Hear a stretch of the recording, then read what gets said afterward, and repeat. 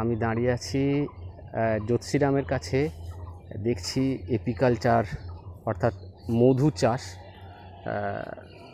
এইখানে প্রচুর মানুষজন আছেন যারা এই পেশার সাথে যুক্ত। প্রত্যেকটা বাক্সতেই আছে।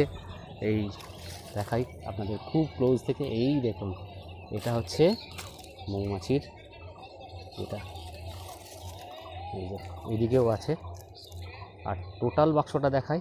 এই হলো টোটাল বাক্সতে কতগুলো আছে, 9টা না 8টা, 9টা করে থাকে ট্রে, 9টা করে ট্রে থাকে। হ্যাঁ, আর অসাধারণ সুন্দর একটি জায়গাতে এই মধু চাষ চলছে। মধু চাষটা আপনাদের কেমন লাগলো অবশ্যই আপনারা জানাবেন। তাহলে